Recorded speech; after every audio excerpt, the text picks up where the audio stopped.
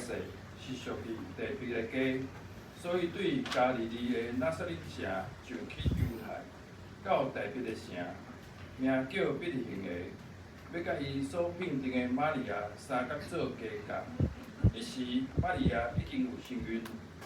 因伫遐的时生产的时期到，就生头就囝，用无包伊，互伊困伫座里，因为客馆无所在通应允因。受祝福的伯利恒，大卫的城，万国中，你虽然真猥琐，总是独独你捌为着万王的王，陪伴安息的所在。